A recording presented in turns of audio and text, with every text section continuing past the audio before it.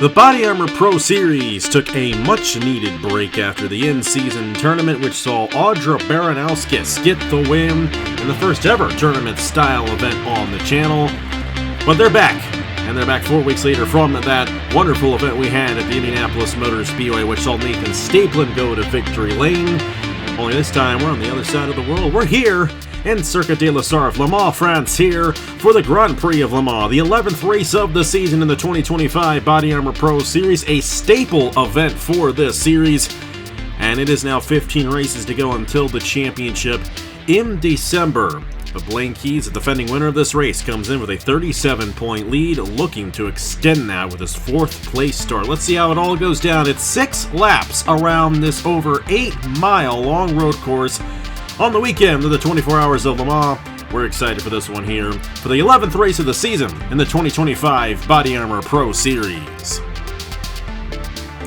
Hello everybody, this is AG here, and welcome to Le Mans, France, Circuit de la Sarthe, and the 11th race of the season here in the BodyArmor Pro Series, ready to take this 8.4-mile long road course, which will see the greatest endurance race in the world take place this weekend. We share the space for 6 laps in these full-bodied stock cars here today. Hey, it was a couple years ago when we had a NASCAR race car in the 24 Hours of Le Mans, and we put 24 of our BodyArmor Pro Series drivers on the racetrack here today. But this is a race that has been a part of the Pro Series ever since the first season of the Pro Series back in 2015, and it is the longest course on the circuit for these drivers as well. As a matter of fact, the longest course we have ever done a race at on the channel, and it is definitely a race that will play a pivotal part in this championship, especially considering the driver who won this race last year sits atop the point standings, Blaine Keys, still going for his 30th career win on the channel as well. We thought he was going to get that rather quickly in February when he got that win at Daytona. Well, he has not won on the channel since. That includes the Wawa Cup Series as well, but he's got a good opportunity starting in the 4th position behind a couple of guys who have yet to go to victory lane yet this season. You got Leonard Kochmer starting on the pole position, got the fastest time at Indianapolis alongside Juan Romero. Kochmer's had a good year here in the Pro Series, though he does not have a win. He is the highest driver in the points without a race victory this season. You also have Nicholas Sambidio starting up front there, and our in-season tournament winner, Audra Baranowskis, starting in the top 6 as well. We're excited for this one here today. No co-commentator. I'm kind of doing this one on the fly a little bit. I've been busy with work, and there's a lot of other things going on behind the scenes. We had that midweek race in the Wawa Cup Series, and of course we've got Montreal tomorrow, so a lot of these guys are going to be taking the plane back. And it's going to be a very interesting weekend of road course racing here on the channel, no doubt about it. Here's how to line up in the BodyArmor Pro Series after 10 races. Of course, our last race at Indianapolis, Blaine Keys finished runner-up in that event, and he extended his points lead to 37, so nobody can surpass him in the championship after this one here today. Logan Williams is there 37 points behind. Stuart Gratton 51 points behind coming into this race. Of course, the Hillside winner from about a month ago. You also got Stuart Gratton, or you also got Leonard Kochmer, 61 points behind, who is the pole sitter for this race, got the fastest lap at Indianapolis. And Rogel Dorn, a 2-time winner of the season, 66 points behind coming into this race. Only 15 races remaining in the schedule. We're not quite halfway through the season yet, but it's looking good for Blaine Keys, and especially if he can go back to victory lane, get his 30th career win here today. It is Kochmer and Juan Romero on the front row. We got Nicholas Sambidio and Blaine Keys in row number 2. Matthew Hubert, Audra Baranowskis make up row number 3. You got Nathan Stapleton, our last winner, to the inside of Justin Zaidel in row number 4. Rogel Dorn and Stuart Gratton make up row number 5. Got Ace Garcia and Andrew Miller, Isaac Nichols, Ludovic Charette, Thomas Troxel, Drew Webb, Vinny Scholes, Logan Williams, Lauren Martinez, LJ Semedo, Jack Haas and Matt Tuck, and then here's Alonso and Carson Miller rounding out the full field here for the Grand Prix of Le Mans here at Circuit de la Sarthe in Le Mans, France. Let's go ahead and get these drivers to roll off here for the 11th race of the season. And these drivers are going to roll off here. And of course, we do not do a full pace lap because this racetrack is as long as it is. Drivers will take about 4 minutes a lap. So even though it's only a 6-lap event, it'll take a while for these guys to get around here. It makes this racetrack and this race very unique. Also, there are no pit stops in this event. The only road course without a cycle of pit stops here in the BodyArmor Pro Series will actually include a cycle of pit stops next week when we head to Watkins Glen for the 12th race of the season. So back-to-back road courses for these drivers. The BodyArmor Late Series East will join us for that race next week. But I'm sure these 24 drivers are glad to have the racetrack all to themselves for this long-time running event in the BodyArmor Pro Series. We're coming here to Circuit de la Sarthe nearly every season of the Pro Series, and we're back once again, and excited to see who gets it done. And Leonard Kochmer, I know he'd love to get this one done. We're on his side of the world here today, and we'll see if he can bring this 46 to victory lane at one of the most legendary racetracks in the world. Here we go. The green flag is out, and we're all ready. Single file in the back of the field right there, but we're double wide up front. And how about Juan Romero trying to pull ahead of Kochmer as they go double wide in the turn number one? They got to be careful. There are a lot of places on this racetrack where we can see ourselves an accident. Romero is going to clear from the outside pole, take the race it away. Nicholas Sambadio is going to clear to third, and then it's Blaine Keys and Matthew Hubert. And how about Juan Romero, Sprint Series champion from last year, sits all the way back 21st in the championship standings. He is going to take the lead on the initial start of the race. All 24 drivers getting out ahead. Alonso already moving up 3 spots right there from the back. Racing pretty hard there with Elche Semedo. We're going to see a lot of great racing throughout the entire field, throughout all the corners here today. There goes Andrew Miller to the inside of Ace Garcia. Somebody went off in the back there. Sam Adia went wide in the 48, and he sold it there to Blaine Keys, and Blaine's already up to third now. And look at the gap the top two have. Juan Romero and the 46 of Leonard Kochmer up quite a bit. You got Matthew Hubert looking to make a move as we go into the first chicane. And down the Mulsanne Straight we go.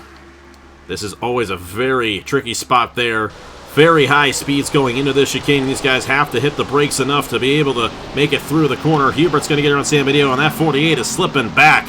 A very tough start to this race for Nicholas. He started in that third position, I should say. Got around Blaine at the start of the race, but then overshot the corner, and he has slipped back quite a bit at the start of this one. Juan Romero still holding on to the race lead. Leonard Kochmer, Blaine Keys there. Of course, Blaine won this race a year ago. Whereas back then there were no ratings in the series. Now there are, and that's going to add a new twist to this race. How will the ratings play out? How will we see these drivers maneuver through the field? Considering all of that, Stapleton there up to the 6th position as Sam Idio falls to... Now Stapleton up to 5th, I should say, as Sam Idio falls to 6th. Baranowski gets to 7th. Seidel, Rogaldorm, and then Stuart Brad with the last point at the moment. Of course, only the top 10 finishers receive championship points here in the BodyArmor Pro Series. And right now, Stewart holding on to that last point, but this whole field losing touch to Blaine Keys the way it's going right now. This is also a trouble spot right here as you got Isaac Nichols to the inside of Stuart Bratton there for the 10th position. And Isaac has not necessarily had a good season here in the Pro Series. He's had a good season in the Cup Series, 2-time winner in the Cup Series. Got that win in Nashville a couple weeks ago. And is looking pretty good to make the chase, so he did get caught up in a wreck on Tuesday night at Gateway. That was not a good race for him. Neither really wasn't for Stewart, who had both of his drivers finish last in that race. Drew Webb and Ludovic Charette there. Drew Webb blowing a tire and Ludovic running right into him. That was quite a moment in that one there. Isaac will make the pass on Stewart there for the 10th position. But Juan Romero in the 87. Won a lot of races in the Sprint Series last year. Has not gotten a win yet this season. This is the only series he has run any races in this year. And by virtue of that second fastest lap at Indianapolis, getting the outside pole for this event, he's able to propel himself ahead of Leonard Kochmer on the first lap of the race, but he's got to keep this thing clean. The last turn is also a very treacherous spot here on this race course, so I like how it's going to be next week at Watkins Glen.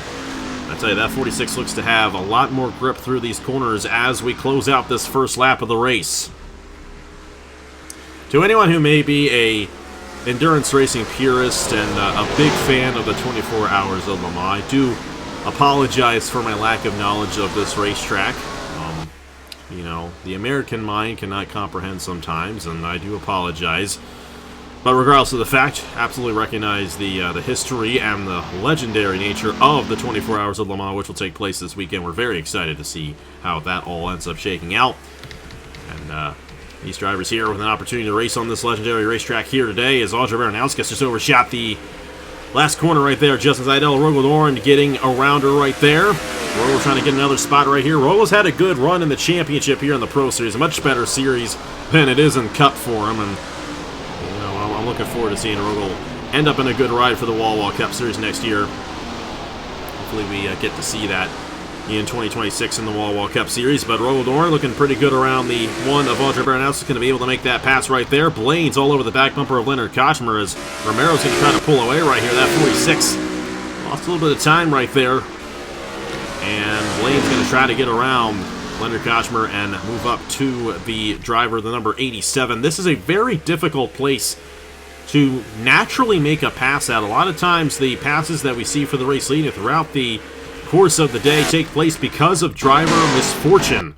And there are a lot of places on this racetrack where driver misfortune can happen. We'll have to see if that does happen to anyone in a significant way at any point of the race. You got Isaac Nichols looking to the inside of Audrey Baranowski as they go into the first chicane. And lots of times it's in between the two chicanes where these drivers tend to get runs, try to make moves going into that second chicane. We'll see if Blaine can in fact do that. See those guys move through. I love that camera angle that we got right there. We get to see down the Mulsanne straight and through that first chicane and all those guys just weaving their way through it. Kind of see a lot of accidents off the first chicane as well, as Blaine's all over the back bumper of Leonard Kochmer for the second position. He's going to try to go for it, no room, and he's going to hold on to third. I'm going to give a shout out to Matthew Hubert, 13th in the standings here in the BodyArmor Pro Series, running there in the 4th position right now. And then, of course, Nathan Stavlin trying to back up that win that he got last week, it was about 3 weeks ago, about 4 weeks ago, actually, when he won at Indianapolis. He's 8th in the standings, 5th on the racetrack right now. This is a long race, and a lot of opportunity for him to move on up and have an opportunity at the race victory. Hubert going to try to close in on Blaine as Blaine lost all the momentum that he had there on that 46 of Leonard Kochmer. No advantage for him at the moment. Hubert actually closing in on the 14 quite a bit right now. And Blaine got lucky on Tuesday night in the Wall Cup Series, found himself back in the top 10 at points. We'll see what he does tomorrow at Montreal, but this is definitely a place where he's going to get some good advantages in terms of experience on some of these drivers that he's racing with in the Cup Series. Of course, trying to move his way on up, make the chase, even though he has not gotten a win yet in the Wall Cup Series this season. We'll have to see how he ends up shaking out once we get done with tomorrow's race. Only 3 races remain until that chase cutoff in the Wall Cup Series. We're very excited see who makes it, and it's been a lot of fun. It's been a wild series over there, and I have a feeling this series might get a little crazy as we move on throughout the season as well. Definitely still got some interesting tracks left on the schedule, like Zen Joltis on Labor Day weekend. That's going to be a wild race, as it always is. Wild card race, to be more exact. And even next week's race at Watkins Glen is going to be a heck of a lot of fun, as it always is. These drivers always put on a show in the Pro Series, and we're excited to see what kind of show they put on next week. And they're putting on a show right now, and this guy's kind of just staying in line. You got Isaac Nichols in that last points-paying position at the moment. Keep in mind, too, this is also setting the starting lineup for next week at Watkins Glen. And right now, Juan Romero looking to really pull ahead with that. But this right here, the first lap under speed. So we'll see who really has the fastest one at this point. Juan Romero doing an excellent job holding on to this race lead. A very impressive drive out of this driver who we really have not seen much of throughout the channel this year. Hubert with a bit of a tap right there on the tire barriers. They actually drive through them. Kind of a cool little glitch right there, but the actual tires are not where they end up hitting them, thankfully, so they can drive right through them right there. Lap number 3, and we just saw Justin Seidel go to the top of the board. But keep in mind the way Watkins Glen works, you actually really want the outside pole for that race. That outside lane going into turn 1 at Watkins Glen has the advantage. So Romero in a good spot right now in that regard. And on top of that, he's got a 1.4 second lead in Leonard Kochmer right now as Blaine's trying to close in on this 46. Matthew Hubert has gotten around.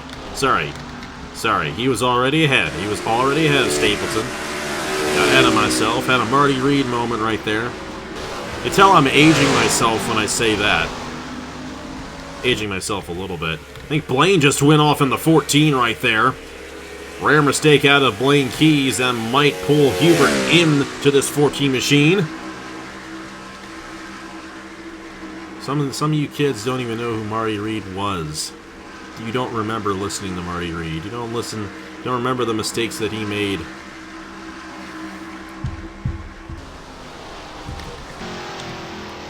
So far, Juan Romero has made no mistakes in this race, and looking pretty good for that 87.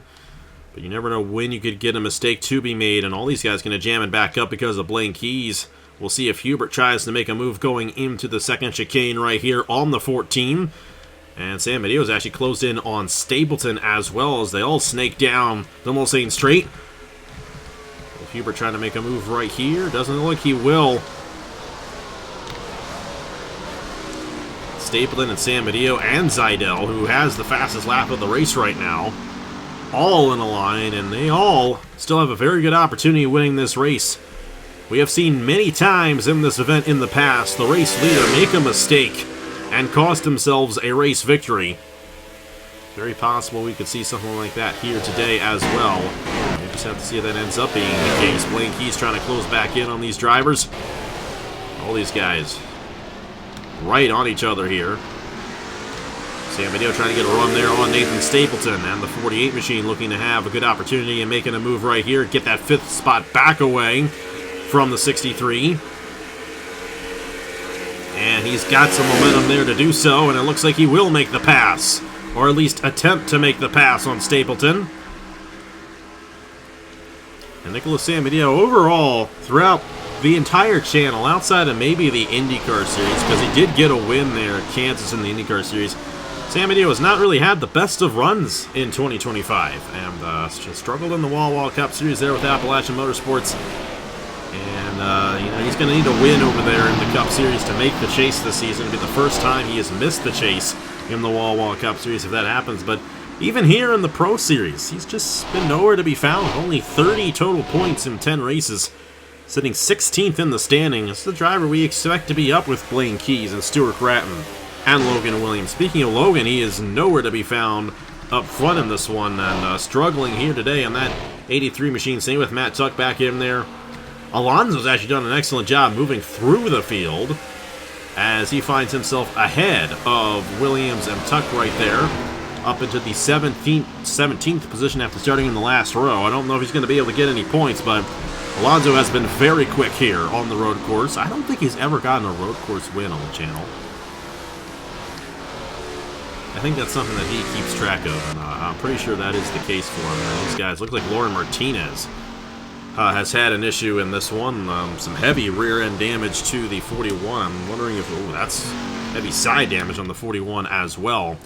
And they've closed back in on Juan Romero here, so we're halfway through the Grand Prix of Le Mans. Romero there, only a second off now between him and Kochmer, and the Keys and Hubert still trying to close back in, and Zidell looking to make a move on Stapleton. And Stapleton kind of slipping back a little bit right here. After he was 5th, he is going to lose another spot right there as Justin's going to dive right around him in turn 1. And here comes Rogel Dorn trying to make a move on the 63 as well.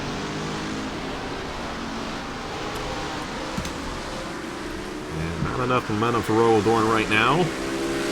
Because I know a lot of our European drivers would love to get this race victory. The one of 2 races that we do in Europe. Of course, we have the Rockingham Motor Speedway coming up in just a couple of weeks. So we go back out to the States and then come back over. So, but we'll see. We don't do too many European races, though. Over the past couple of years, we've, on the channel, have had a lot more of a European influence on the channel, and we'd love to see that international influence on the channel and see people from all over the world take place in these NR races. Definitely creates a very diverse and interesting flair for the series, and I love seeing it. And Leonard Kochman would love to get this race victory, being that we are in Europe, and same with Rogel Dorn as well.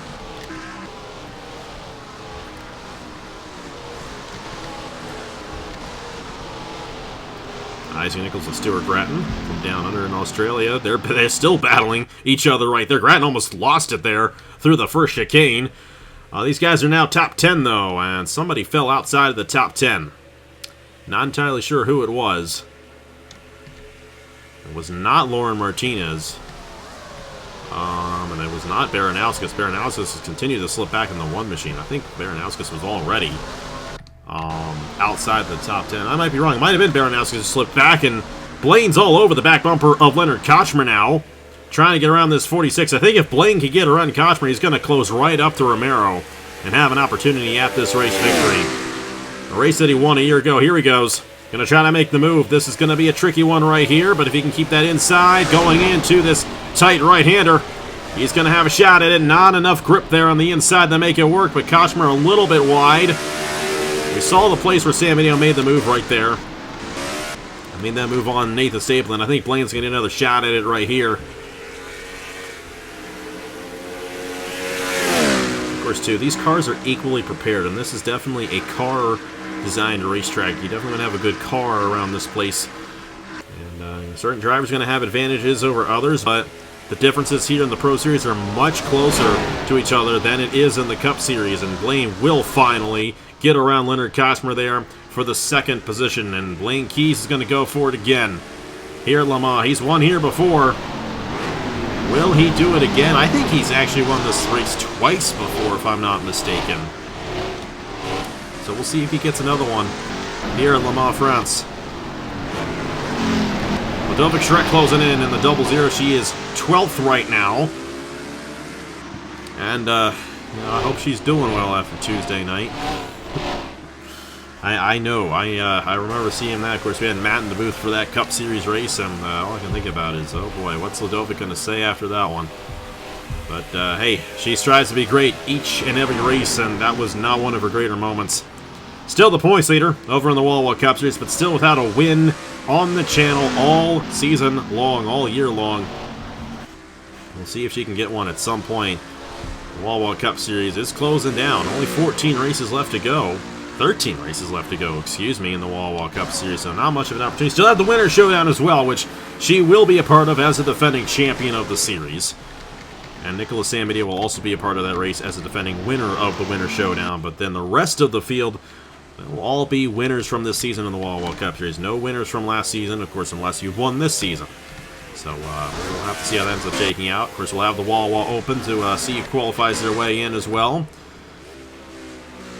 How about this? Juan Romero, 2.5 seconds on Blaine Keys right now. This is going to be a bit of an upset win if Romero can hold on to it. A little bit like Carson Miller, but Carson Miller, I definitely think is a much better driver overall. Though that was, that race win that Carson Miller has at Armory Digital is the only time that Carson Miller has pointed all season. Romero has actually pointed 3 times already, looking to point for a 4th time and get his first win on the channel in nearly a year.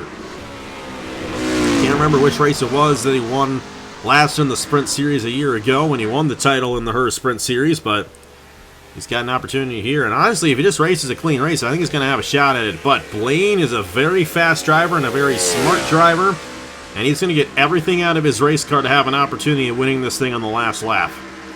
You see the gap he's already put on Kochmer. He's about split Romero and Kochmer at this point. Matthew Hubert there in 4th, and Nicholas Samedeo in 5th. Justin Seidel, Rogaldorn, and Stapleton losing another spot there to Isaac Nichols. I'm wondering if something happened to Stapleton. No, nothing. Nothing at all. Nothing at all in race control. Blaine's going to try to close in here on this 87 down the Mulsanne straight, getting that draft down these long straightaways here. Justin Seidel's got a shot on Nicholas Samedeo. He was looking there on the 48 machine, but the second chicane's not necessarily the best place to make a pass. We'll see if he tries to make one here on the 48. Get some more points towards the championship. Seidel 15th in the standings, 32 total points on the year. Rogaldorn right there on the 4 machine, all over the back bumper of Justin Seidel. Unable to get anything to go his way right there, and we'll see what the gap is when we cross the line next time by here. Blaine Keys trying to do all he can to close in, but that is a significant gap there for Juan Romero in the 87. He's done everything right in this race here today. This top 5 is really spread out. They're actually 10 seconds throughout the entire top 10.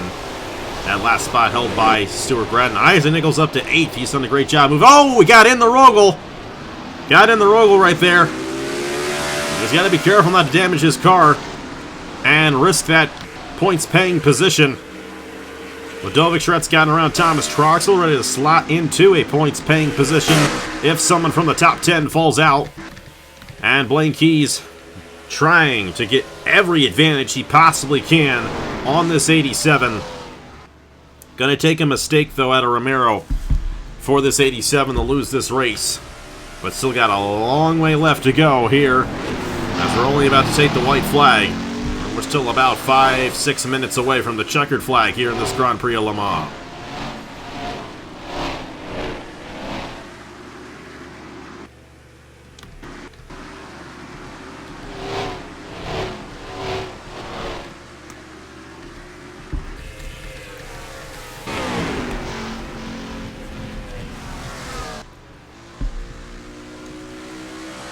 Juan Romero, Blaine Keys. It looks like the win's going to be between these two drivers, and Blaine is, in fact, closing in. Much more speed through these technical sections on the racetrack. And if he gets close enough down the Mulsanne straight, he's going to be able to pull right to the back bumper of this 87 and have a shot at this race victory to go back-to-back at Le Mans. And he's looking for his 4th win on the season. And not only that, looking to join the 30-win club, which is held by only Nicholas Samedeo and Zachary Fitzwater. Looking to tie Zachary Fitzwater on the all-time wins list with 30 wins. Nicholas Samedeo has 31. And here we go. The race is on. Blaine closed in by a ton through the 3rd sector on the race course. And there he is with a shot at this win. This is going to be a great battle for the win here at Le Mans in the BodyArmor Pro Series. Juan Romero and Blaine Keys. Romero's going to have to hold off one of the best drivers this channel has ever seen to get this race victory here today. And it is difficult to make a pass. It's one thing to catch a guy, it's another thing to catch him, especially on a racetrack such as this. But Blaine is going to give it all he's got for this race victory here today and his 30th career win on the channel. And I feel like he's got every advantage at this point as well in this 87 machine, especially once we get down the Mulsanne straight. Koshmer's still 3rd. Hubert, Samedeo, Zidell, that's 4th, 5th, and 6th. Roland Orr, Isaac Nichols, Nathan Stapleton, and Stuart Gratton still the top 10. But this race victory is going to be between Romero and Keys, unless they take each other out, of course, which is possible. It has been a very clean race. All 24 drivers still on the racetrack. It's not something we normally see here, but great to see a clean race here today. But Blaine's going to pull right there on the 87. This is going to be one heck of a fight to the finish here at Circuit de la Sarthe for this race victory. Juan Romero holding on to the race lead for now. Blaine Keys is 2nd. Leonard Koshmer, he's also closing back in on these drivers as well, hoping they tangle on this last lap to have an opportunity at it. Blaine's not close enough to make a move through the 2nd chicane, but if he has a good exit, a good launch off, he could get it there at some point on the final sector of the race course. And that was a good exit for Blaine Keys. Trying to gain any advantage that he can. If he can close in enough here going into this tight right-hander, he's going to have a shot at it. You can see him closing in right here, going up the hill, going back down. See how much he closes in going into the braking zone. You got to give Juan Romero so much credit. Even if he doesn't win this race, did everything right. I think a lot of us would expect him to kind of fall back based on what he's done this season, but he's actually proven himself very well in this race and actually pulled away from Blaine there off the exit of the corner. But Blaine gained all of that time in the 3rd sector on that last lap, and that's what we're closing in on right here. And will he intimidate that 87 enough to have an opportunity, or will Juan Romero go wire to wire here in Le Mans for this Grand Prix of Le Mans race victory here in the BodyArmor Pro Series? Still many more corners left to go here. This 11th race of the season. Blaine trying all he can to close into the 87, but he may have used up his stuff right there trying to close in. Keep in mind the tire wear does come into effect. No pit stops in this race. These guys are on the same set of tires that they start off with. And as those tires wear out, the harder it gets to make those moves and make the passes stick. And Juan Romero may be en route to his first win of 2025. Who knew that Juan Romero would get a race victory in 2025 before Ludovic Charette? Who had that on their bingo card for this year? It's still not over yet, though. That last corner can be a tricky one. And will Romero lose it off the exit and give way to Blaine Keys? Blaine is still trying to keep him within striking distance for this race victory, but he's running out of time. And Blaine, he's going to extend his points lead once again, but it looks like it might be another runner-up for the 29-time winner on the channel, Juan Romero.